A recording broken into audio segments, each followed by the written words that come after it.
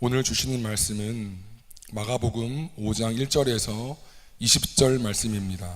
마가복음 5장 1절에서 20절 말씀, 신약 60년에 있습니다.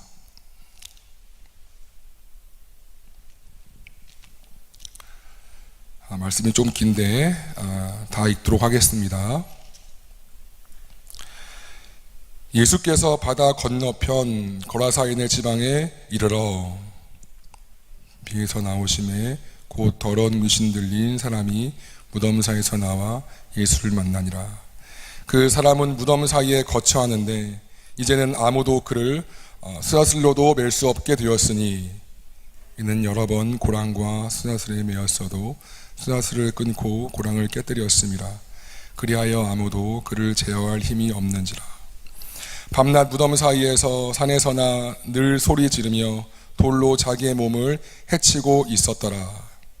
그가 멀리서 예수를 보고 달려와 절하며 큰 소리로 부르짖어 이르되 지극히 높으신 하나님의 아들 예수여, 나와 당신이 무슨 상관이 있나이까?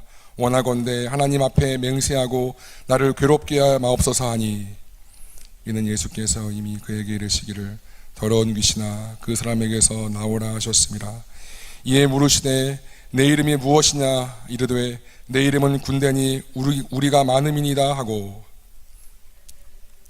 내보내지 마시기를 간구하더니 마침 거기 돼지의 큰 떼가 산 곁에서 먹고 있는지라. 이에 간구하여 이르되 우리를 돼지에게로 보내어 들어가게 하소서 하니 허락하신데 더러운 귀신들이 나와서 돼지에게로 들어가매 거의 2,000마리나 되는 떼가 바다를 향하여 비탈로 내리다라 바다에서 몰사하거늘 치던 자들이 도망하여 읍내와 여러 마을에 말하니 사람들이 어떻게 되었는지를 보러 와서 예수께 이르러 그 귀신 들렸던 자 곧 군대 귀신 짚혔던 자가 옷을 입고 정신이 온전하여 앉은 것을 보고 두려워하더라. 이에 귀신 들렸던 자가 당한 것과 돼지의 일을 본 자들이 그들에게 알림해 그들이 예수께 그 지방에서 떠나시기를 간구하더라. 예수께서 배에 오르실 때에 귀신 들렸던 사람이 함께 있기를 간구하였으나 허락하지 아니하시고 그에게 이르시되 집으로 돌아가 주께서 네게 어떻게 큰 일을 행하사 너를 불쌍히 여기시는 것을 네 가족에게 알리라 하시니 합독하시겠습니다. 그가 가서 예수께서 자기에게 어떻게 큰 일 행하셨는지를 데가볼리에 전파하니 모든 사람이 놀랍게 여기더라. 아멘. 아멘. 예수님은 나의 결박을 풀어주신다 라는 제목으로 하나님 말씀 증거하겠습니다. 오늘 참 조촐한 예배인데요. 우리 한번 그래도 인사했으면 좋겠습니다. 양옆 보시고 잘 오셨습니다 라고 한번 그래도 인사하지요. 예, 잘 오셨어요 여러분. 잘 오셨습니다. 네. 많이 바쁠 때에도 불구하고 예배를 먼저 생각하셔서 나오시는 여러분이 복받은 자인 줄 믿습니다. 오늘 본문에서는 한 광이 나오지요. 미친 사람이죠. 성경은 그를 보고 더러운 귀신 들린 자라고 이야기를 합니다. 본문 초반에 보면 성경은 그가 누구인지, 그가 어떤 삶을 살아왔는지, 그의 어떤 사회적 지위는 무엇인지 말하지 않습니다. 심지어 어떻게 해서 그가 이런 귀신 들렸는지에 대해서도 말하지 않습니다. 단지 그가 지금 현재 귀신이 들린 것에 대해서만 언급하고 있습니다. 귀신은 영어 성경을 보면 악한 영이에요. 악령입니다. 여러분이 악령에 붙잡힌 사람의 모습이랄까요? 한번 떠올려 보세요. 아무도 돌봐주지 않았기 때문에 머리는 산발이겠지요. 그리고 눈은 분노로 충만해서 빨갛게 충혈됐겠지요. 그리고 옷은 다 찢겨져 있었고 자해를 했으니까 온몸이 멍투성이 피투성일 겁니다. 이런 흡사 영화에서 보는 좀비 같은 그런 모습으로 밤낮 산과 들에서 소리 지르면서 위협을 하고 있었던 거예요. 생각만 해도 진짜 영화에 보는 그 좀비 같은 모습일 것 같습니다. 사람들은 그를 어떻게 할 수가 없어서 아마 제 생각은 그 광인이 그 지역에서 조금 유력한 사람이었던 것 같아요. 왜냐하면 그냥 죽일 수 있잖아요. 근데 죽이지 않고 차마 못 죽이니까 여러 번 그냥 묶어둡니다. 수사슬과 고랑에 그 위협이 되면 죽이면 그뿐인데 차마 못 죽여요. 아마 그 전에 어떤 그 지역에서 뭔가 있었던 모양이에요. 어쨌든 간에 그를 묶어두지만 초인적이고 파괴적인 힘으로써 그 마치 헐크처럼 그 쇠사슬과 고랑을 다 깨부수시고 이렇게 미친 사람처럼 되었다는 것이죠. 인간성을 완전히 상실하고 폭주하는 그를 그 어떤 것도 막을 수는 없었습니다. 그의 이러한 모습은 하나님께서 인간을 창조하신 그 최초의 모습과는 사뭇 다르지요. 창세기 1장 26절은 이렇게 말합니다. 같이 읽겠습니다. 자막 혹시 안 됐나요? 제가 읽겠습니다. 하나님이 이르시되 우리의 형상을 따라 우리의 모양대로 우리가 사람을 만들고 그들로 바다의 물고기와 하늘의 새와 가축과 온 땅과 땅에 기는 모든 것을 다스리게 하자 하시고, 우리의 형상을 따라 우리의 모양대로, 하나님이 지으신 모든 만물 중에서 하나님의 형상을 따라 만들어진 피조물은 우리 인간들이 유일합니다. 그렇죠? 그리고 하나님께서 흙으로 삶을 지으시고 하나님의 기운, 하나님의 숨결, 즉 생명을 불어넣어 주셔서 인간에게만 영이 있죠. 그리고 이 영을 통해서 영이신 하나님과 교통할 수 있는 피조물이 우리 인간이 유일합니다. 신과 교통할 수 있는 사람들인 거예요.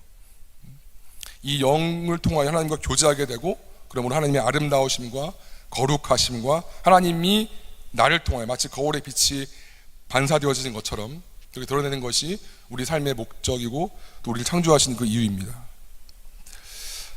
또 하나 더 있어요. 인간에게만 주시는 것 뭐 있죠? 짐승과 인간의 차이점, 생각인 것이죠. 이성. 모든 것을 다스리게 하셨어요. 뭘로? 생각해서, 이성에서. 아무리 똑똑한 개도 원숭이도 우리처럼 생각할 수 없어요. 하나님이 영도 주셨고 이 이성을 주셨어요. 원래 이 이성이라는 것은 하나님의 뜻을 이루는 방향으로만 생각하게 되어 있습니다. 하나님이 뭘 기뻐하실까? 하나님께서 원하시는 것은 무엇이니까?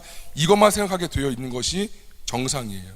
그리고 거기에 그 거룩한 그 이성의 뜻을 따라서 나의 의지가 순종하지요. 조금도 의지가 그 뜻에 대해서 반대를 피지 않습니다. 예배 드리려 하면 예배가 드려지는 것이고요. 감사를 하면 감사가 되어지는 것이고요. 지금은 우리가 아무리 이성이 지시를 해도 피곤해, 힘들어, 내 의지가 반대하잖아요. 근데 이때는 거룩한 뜻에, 거룩한 이성에 순전히 거룩한 의지가 있었다는 것이죠. 그리고 그 의지에 따라서 하나님을 더 예배하고 싶은 마음, 하나님을 더 가까이 하고 싶어하는 그 감정이 올라오는 거예요. 하나님이 좋은 거지요. 하나님이 좋은 거지요. 그러니 이 좋은 마음으로 더 주님을 기쁘시게 뭘까라고 생각하게 되는 거예요. 영적 선순환인 것이죠. 이것이 원래 정상이라는 거예요.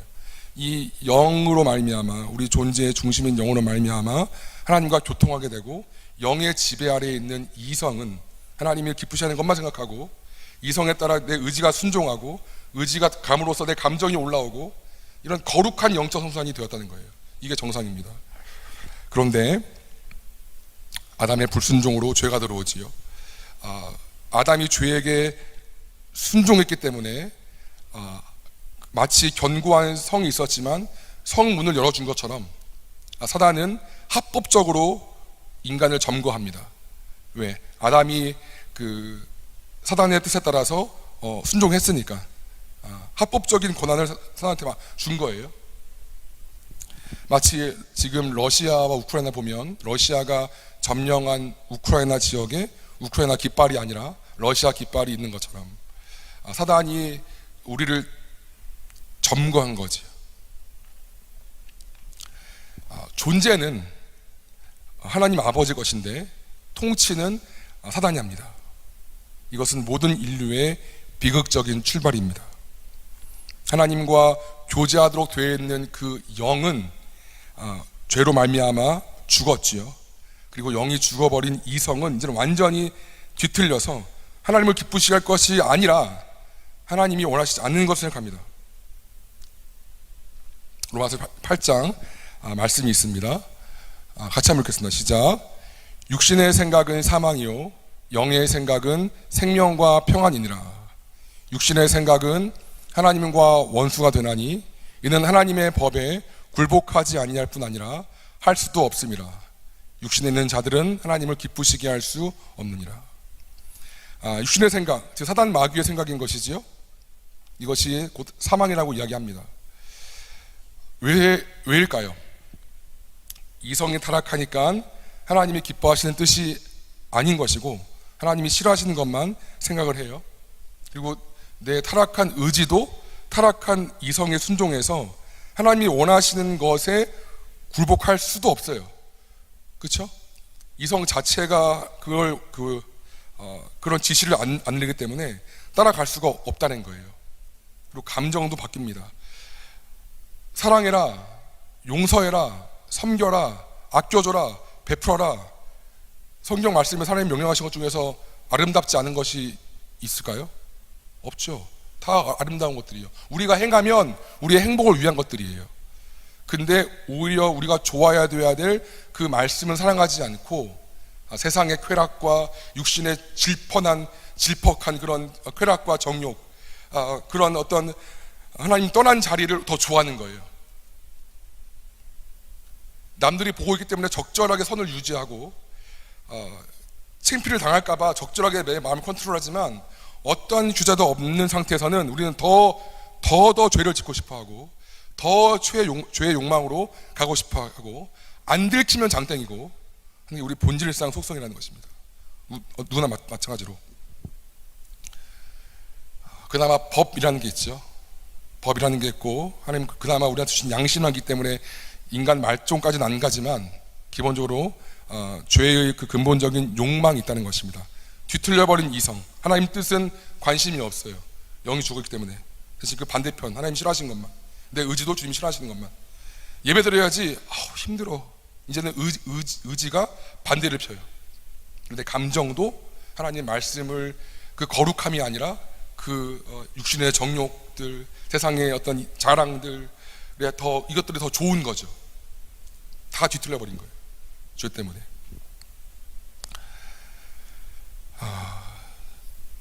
영적 악순환이죠.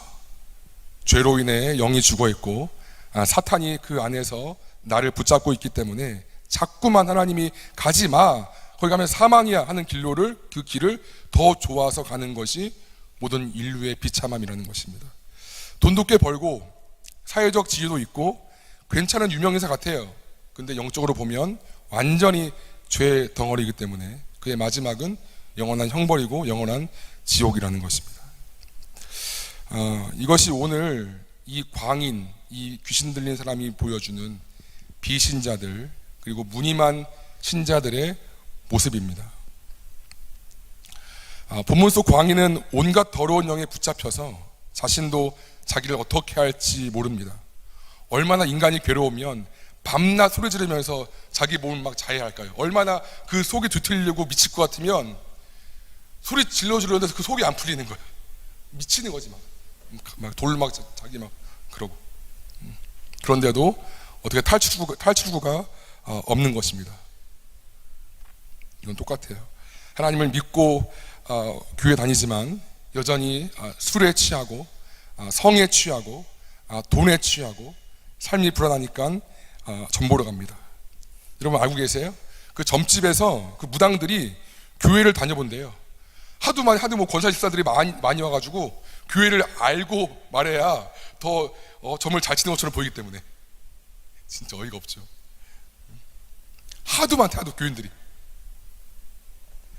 예배를 드린다고 하지만 온갖 염려, 걱정, 근심으로 가득 차서 하나님 말씀이 아니라 세상이 이거 해야 돼, 이거 좋다는 것, 이거 유행이라는 것, 이거 아니면 큰일 나 라는 것을 쫓기에 바쁩니다. 웃고 떠들긴 하지만 하나님이 그 안에 계시지 않기 때문에 근원적 공허감이 있습니다. 공허하니까 어떻게 해요? 게임에 빠지게 되죠. 수백만 원짜리 아이템을 그냥 삽니다. 공허하니까 어떻게 해요? 음란물 보죠. 짜릿하니까. 페이스북, 인스타그램 좋아요에 목숨 걸죠. 거기서 자기의 존재의 의미를 찾기 때문에. 많은 신자들의 모습, 특히 하나님의 나라의 미래인 청년들, 다음 세대의 모습이 이렇다는 것은 정말 눈물로 통탄할 일이 아닐 수가 없다는 것입니다. 여러분, 재미로라도 타로 보지 마시기 바랍니다.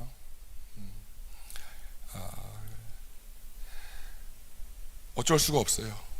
하나님이 아니면 공허하기 때문에 겉으로는 아닌 척해도 그렇게 본질 아닌 것에 목숨을 건다는 것입니다. 이것이 성령에 붙잡힌 모습입니까? 아니면 본문의 광인처럼 악령에 붙잡힌 모습입니까? 쇠사슬과 고랑으로 맨 것처럼 부모가 억지로 못하게 하고 법으로 규제하고 막아도 결국 그 고랑을 깨뜨린 것처럼 소용이 없다는 거예요. 왜냐하면 내 존재가 안 바뀌었기 때문에 아무리 규제를 해도 부모가 못하게 해도 이렇게 광인처럼 행동합니다. 그런데 어느 날 이토록 비참한 상태에서 광인에게 예수님이 찾아옵니다. 우리 본문 1절을 볼까요? 1절입니다. 예수께서 바다 건너편 거라사 이네 지방에 왔다라고 지금 말씀하시는 거예요. 이게 어떤 걸까요, 여러분? 이 거라사 지방은 어떤 데냐면 이스라엘 지도에서 북쪽을 보면 갈릴리 호수 있잖아요. 갈릴리 호수에서 남동쪽에 있는 그 지방이에요. 이 남동쪽은 로마 장군이죠. 폼페이 장군이 유대를 멸망시킬 때 유대를 분열시키기 위해서 갈릴리 호수 남동쪽에 10개의 도시를 세웠어요. 여기는 이방 땅이에요. 데카 10개, 폴리스 국가, 데가볼리. 그래서 성경 나오는 이 데가볼리가 원래 데카폴리스예요. 10개의 도시를 세워놓은 거예요. 유대를 분열시키기 위해서. 그래서 여기는 유대 땅 안에 있지만, 팔레스타인 땅 안에 있지만 여기는 완전 이방 땅인 거죠.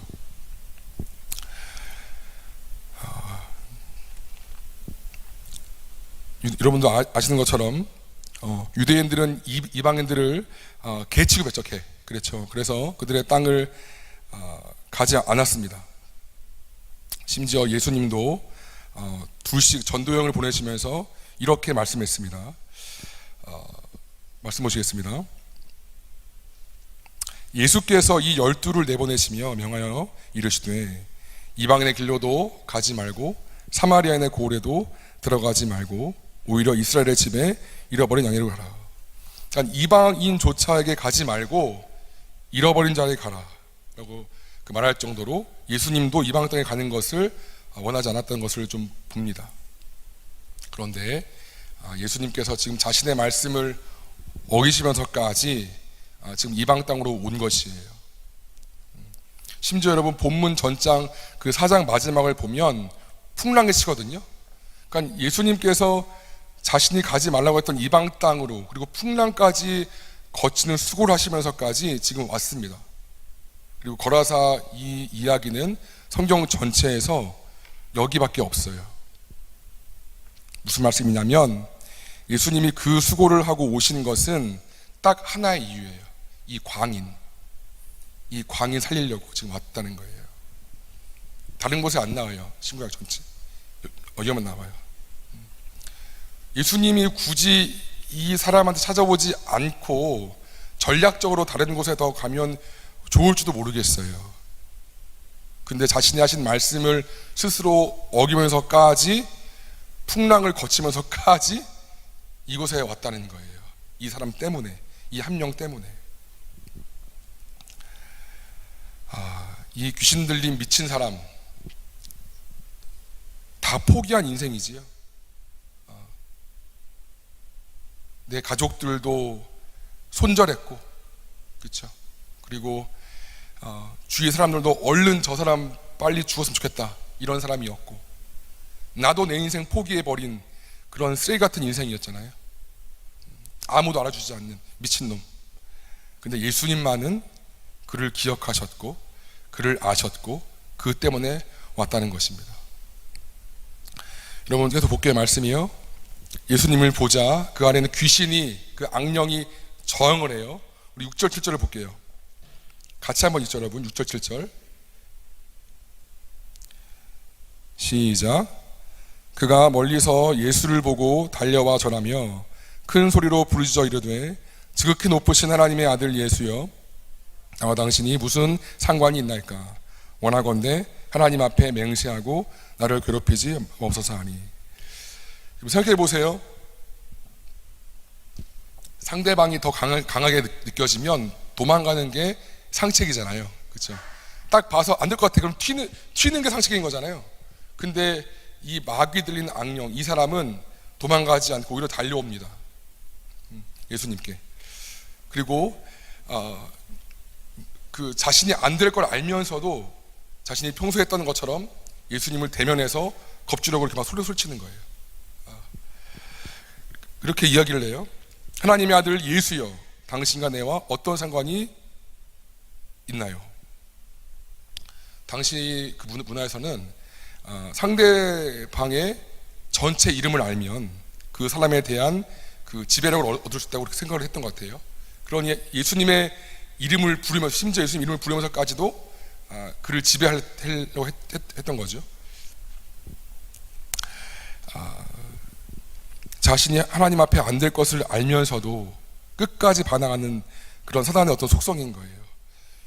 여러분, 이거 지금 절하는 모습은 하나님을 경배하는 모습이 아닌 거예요. 그를 위협하고 외쳤던 건데 그 권능이 압도적인 것에 제가 눌려서 엎드려진 거예요, 그냥. 그런데도 그 예수님의 이름을 불러가면서 끝까지 반항하는 그런 모습을 보인다는 것이지요. 사탄 마귀는 여러분 절대 하나님께 순복할 수가 없습니다. 지옥 불구덩이에 들어가는 그 순간이랄지라도 입으로 하나님을 욕하면서 저주할 뿐이지 하나님께 순종할 수가 없다는 거예요. 여러분, 이런 이유로 말씀드리면 여러분이 설교를 듣거나 말씀을 묵상할 때 어떤 거부감이나 나한테 안 와닿는 말씀이 있겠어요? 마치 나를 두고 하는 말인 것처럼 마음에 어려움이 생기거나 아니면 그 말씀이 잘 안 들어온다거나 뭔가 마음에 불편하거나 그럴 수 있어요. 근데는 분별하셔야 돼요. 이게 정말 이 말씀을 내가 거부하고 있는, 내 마음에서 거부하는 이유가 무엇인가?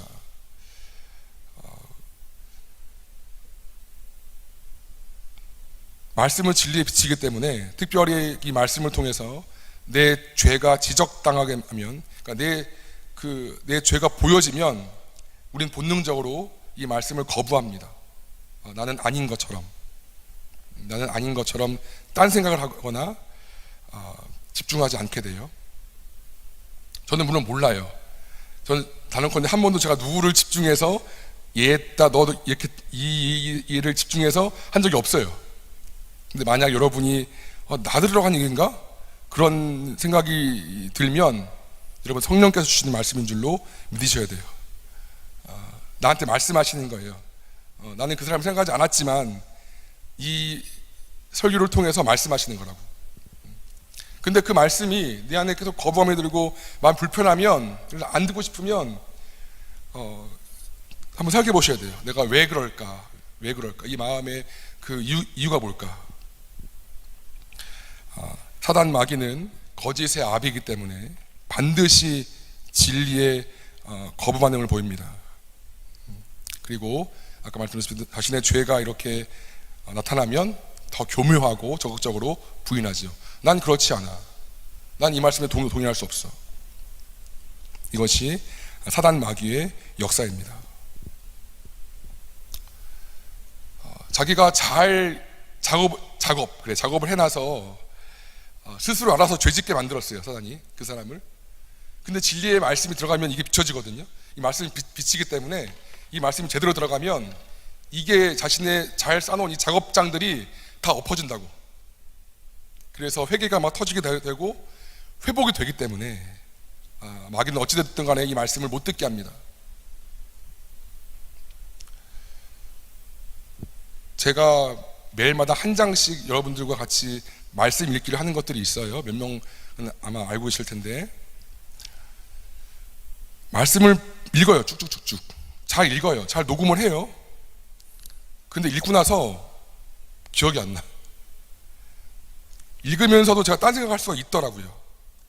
읽으면서도 정확히 글자를 읽는데 내 머릿속은 딴 생각해. 내일 사역 어떻게 하지? 내일 뭐 하지? 이런 생각이 한번 잡히면 그 다음 생각. 근데 내 입은 계속 이걸 읽고 있어. 한 장 다 읽었다고 업로드 시키는데 내가 뭐 읽었지? 되게 교묘한 건데 집중하지 않게 되면 뺏기는 거예요, 생각이. 여러분 중에 말씀 시간만 되면 조는 분들 있죠. 근데 딱 깨. 딱 말씀 시간 끝나면 딱 깨. 여러분 한번 주의하셔야 돼요. 정말 물론 몸이 피곤해서 저도 그래요. 잠깐 깜짝 할 수 있죠. 근데 대놓고 말씀 시작하면 졸아요. 그리고 말씀 끝나면 예배 끝나면 딱 깨. 거의 100% 사단에게 매인 겁니다. 못 듣게 하는 거예요. 제가 가끔씩 여러분 졸리면 나가세요 하잖아요.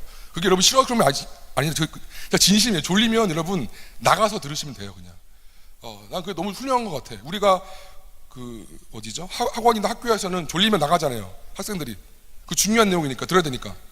근데 하나님 말씀은 그 공부보다 못한 건가요? 그러지 않잖아요. 그 수능보다 못한 거예요? 그러지 않잖아요. 그럼 나가서라도 듣는 게 맞죠? 나는 그런 게 있으면 좋겠어요. 저 뒤에 우리 뭐지 그런 거? 우리 뒤에 교실 뒤면 이렇게 서서 이렇게 공부하는 거 있죠? 필기하는 거. 이게 뭐지? 알죠? 뭔지 여러분? 서서 이렇게 하는 거 있으면 좋겠어요. 서서 나가서 필기하라고. 그게 더 훌륭하잖아요. 꾸벅꾸벅 이렇게 좀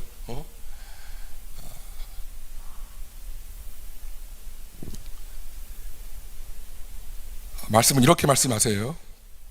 그 중에 이 세상의 신이 믿지 아니하는 자들의 마음을 혼미하게 하여 그리스도의 영광의 복음의 광채가 비치지 못하게 함이니, 그 중에 이 세상의 신이 믿지 아니하는 자들의 마음을 혼미하게 하여 그리스도의 영광의 복음의 광채가 비치지 못하게 한다. 그러니까 그 사단이 내 마음을 혼미하게 해서 그 복음이 못 들리게 만드는 거예요. 우리 여러분 아무리 강한 햇살이 비쳐도 커튼, 딱 이렇게 가려진 커튼이 있으면 어떠한 빛도 못 들어오는 것처럼, 아무리 능력 있는 종이 말씀을 증거하고 하나님이 은혜를 쏟아 부어 주셔도 내 마음이, 내 영이 이 마귀에게 붙잡혀 있으면 못 듣는 거예요. 안 들리는 거예요. 졸리는 거예요.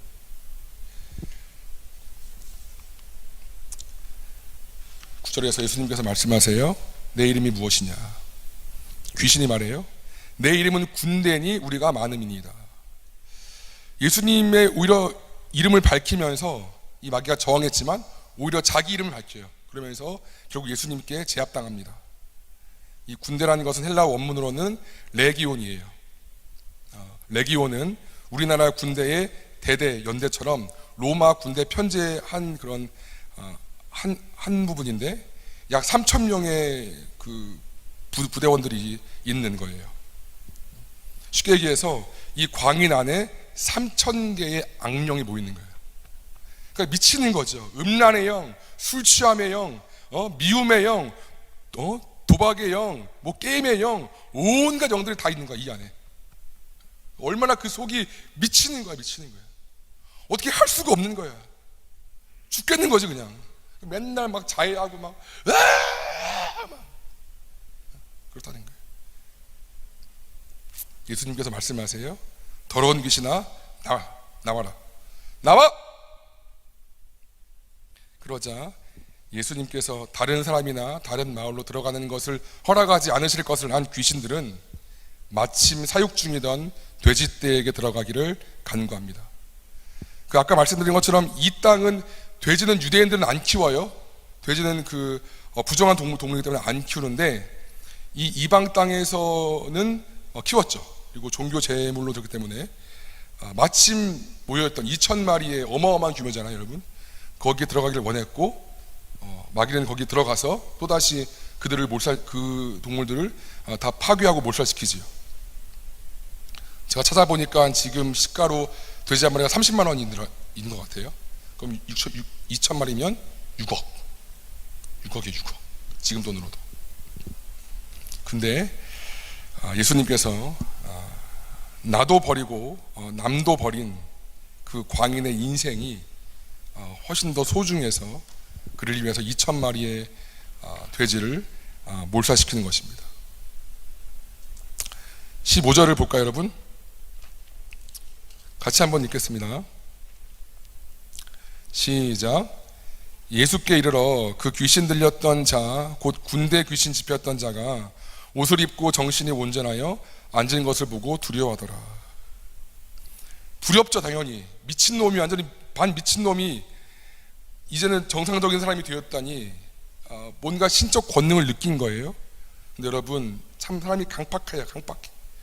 나 같으면 그런 분이 있으면 한번 집이라도 한번 초청해서 말씀을 듣겠어요. 나 같으면 최소한 그 앞에서라도 좀 물어보겠어요, 구원에 대해서. 근데 안 물어봐.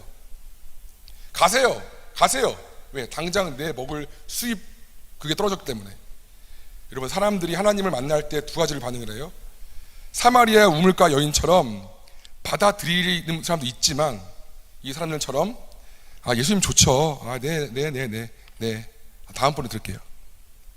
싫은 거야. 거부하는 거야. 근본적으로 싫은 거야. 그리고 중요한 것은 이들은 지금 광인이 나았잖아요. 광인이 완전히 나았잖아요. 회복됐잖아요. 근데 관심이 없어. 그 죽기 일부 직전 그 미친 광인이 정말 주의 은혜로 살게 되었는데, 이 사람이 괜찮아? 이런 것도 관심도 없어. 그냥 자기 먹고 사는 것, 자기 이익에만 바라는 것만 지금 관심 있는 거예요. 그리고 구원의 그 통로되시는 예수님을 오히려 반박하는. 이 이후로는 예수님 여기 안 가십니다. 그 사람이 회복되건 말건 전혀 중요한 것이 아닌 것이고, 지금 내 수입의 원천을 잃어버린 것에만 신경을 쓰는 모습을 보이는 것입니다. 여러분, 이게 세상입니다. 세상은 내 영혼의 상태에 큰 관심을 두지 않습니다. 자신의 일에 도움이 될 때에는 나를 찾는 것 같고 위로해 주는 것 같지만, 도움이 안 된다고 판단되는 즉시 나랑 손절합니다. 너무 세상 믿지 마시기 바래요.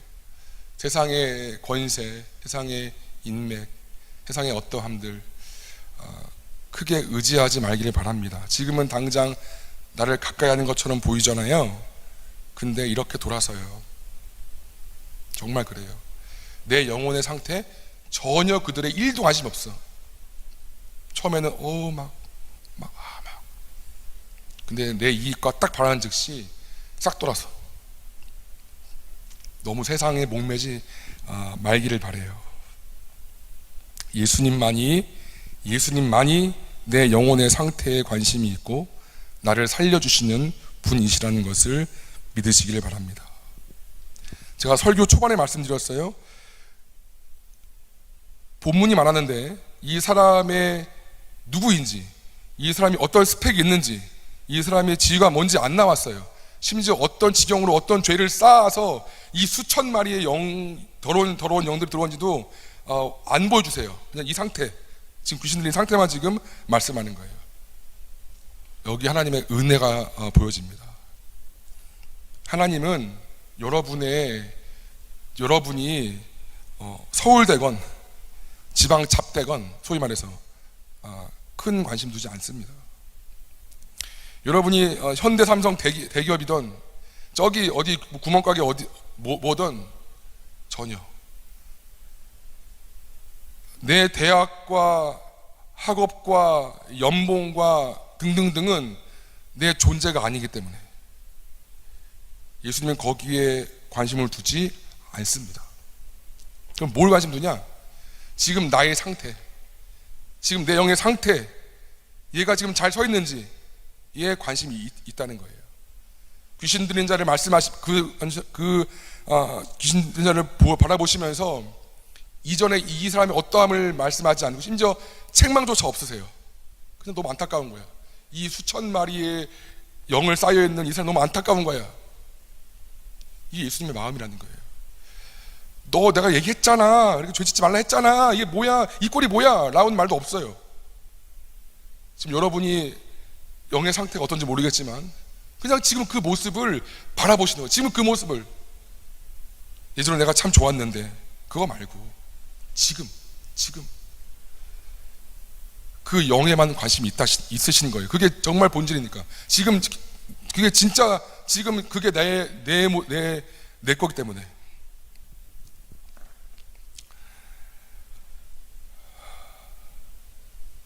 주님은 오늘 나의 상태를 바라보시고 어찌되었든 회복시키시기 위해서 풍랑의 수고를 뒤로 하고 나한테 왔다는 것입니다.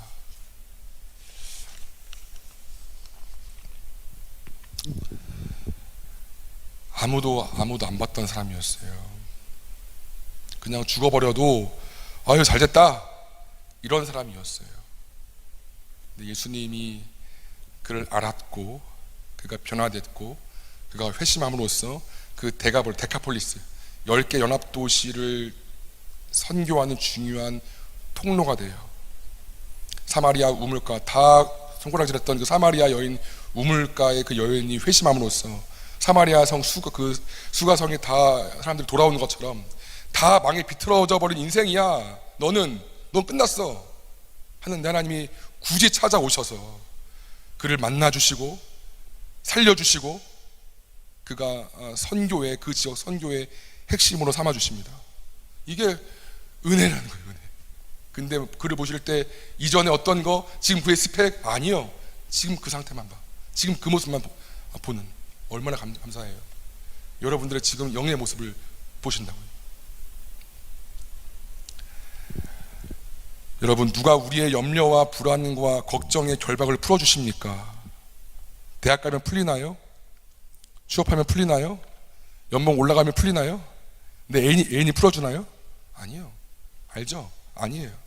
오직 예수님밖에 없어. 오직 예수님밖에는 내 이 근본적인 이 마음의 결박을 풀 사람이 없단 말이에요. 뭘로? 말씀으로. 이 말씀이 그냥 지식이 아니라 성령을 통하여 내 안에 빛이 비치는 대로 그 빛이 비치면 내 영이 움직이는 거예요. 단단한 돌 같은 이 영이 풀어지는 거예요. 사단은 계속 속여요, 우리를. 근데 이 진리의 빛 앞에 서면 거짓은 진리 앞에 설 수가 없기 때문에 힘을 못 쓴다는 거예요. 여러분, 선포하십시오. 스스로한테 내가 나사렛 예수 이름으로 명령하노니 내 안에 있는 음란의 영은 다 나갈지어다. 미움의 영, 술 취함의 영, 다 이거 속는 거예요. 여러분들, 게임의 영, 다 속는 거라고. 왜 말씀만 들으면 졸아 계속 속는 거라고.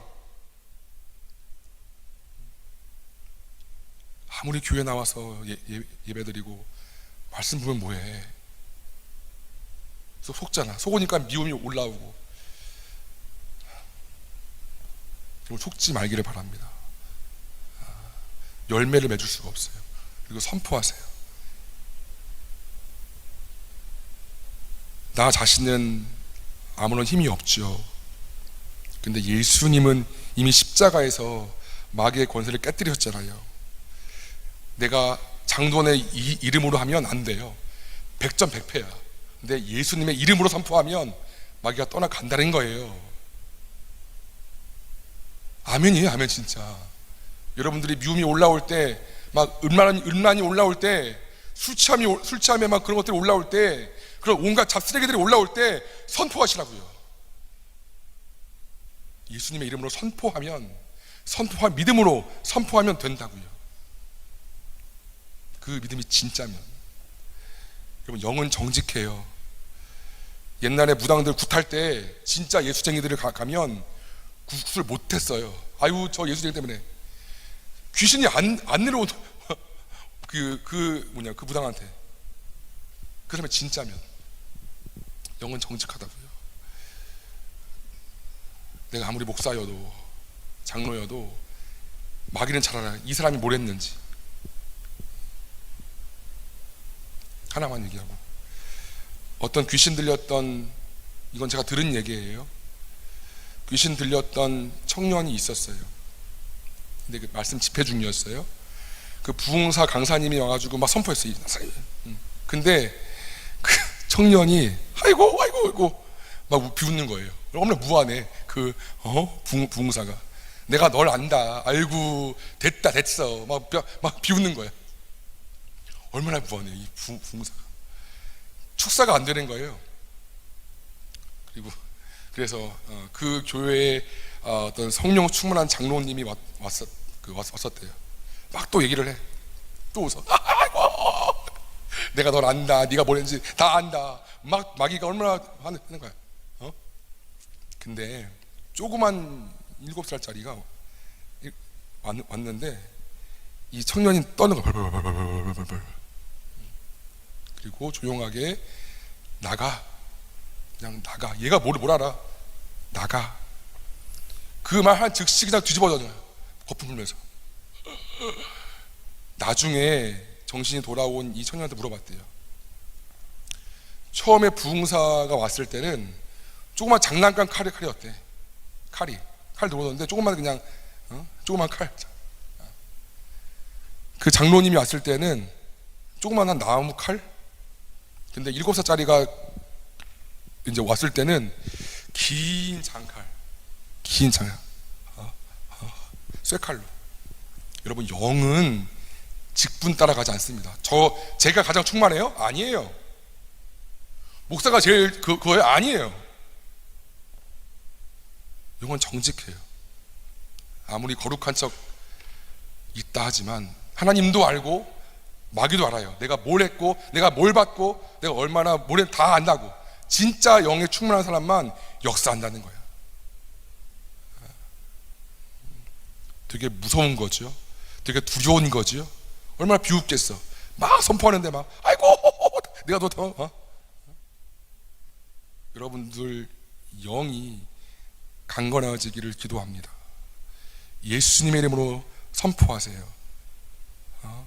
박수올비의 이름, 김태현의 이름, 백전백패야. 근데 예수의 이름으로 다 떠나가! 그 믿음이면 나간다고요. 그 3천 귀신 갖고 있었던 그 사람처럼 우리 안에 몇 개 있을까요? 한 10개 있나? 다 끌어내시고 말씀만이 능력이라는 것을 믿고 나아가세요. 사람 믿지 말고, 사람 신뢰하지 말고, 예수님께 모든 문제 끌고 가서 기도하고 부르짖고 회개할 거 회개하고 선포하고 이겨내는 그런 은혜가 있기를 소원합니다. 그래야 진짜 성도라는 거예요. 밤낮 예배드리면 뭐하나. 물론 뭐하는 건 아니지. 중요하지. 너무 나약하다고요, 여러분들. 이미 예수님이 십자가에서 다 이긴 싸움, 그냥 밥 숟가락만 얹는, 소위 말해서 그것만 된다고요. 예수님의 권세로. 하나님께서 아무도 찾지 않는 인생, 저와 여러분의 인생에 찾아왔습니다. 그래서 저와 여러분 여기 있다는 거예요. 우리가 그 사람보다 잘나서요? 아니요. 하나님이 우리 뭔지 모르지만 우리의 미래가 더 그들보다 힘들었을지는 모르겠어요. 주의 은혜로 우리가 먼저 예수 믿었고 살게 되었잖아요. 그리고 그 권세가 이제 내 안에 있잖아요. 미국이 신무기 잔뜩 쌓아놓고 신무기 전혀 안 쓰고 재래식 무기로 싸우다가 진다면 얼마나 웃기겠어요. 똑같은 거야, 똑같은 거. 예수님의 가장 큰 권세 한 개도 안 사용하고 여기 찔리면 푹 넘어가고 저기 찔리면 푹 넘어가고 죄에 쓰러지고 뭐에 쓰러지고 그러지 말기를 축원합니다. 네, 말씀을 마치겠습니다. 여러분들, 하나님은 지금 여러분의 영의 상태에만 관심이 가장 있으세요. 그게 지금 내 본질이기 때문에 여러분의 스펙이 좀 약합니까? 괜찮아요. 하나님이 여러분 쓰실 때 제한받지 않으세요. 그것 때문에 여러분의 영에 항상 관심을 두시고 내가 지금 어떤 상태인가 집중하시면서 그 권세를 사용하시면서 말씀에 늘 붙어 있으면서 이기는 은혜가 우리 모두에게 있기를 간절히 축원합니다. 아멘.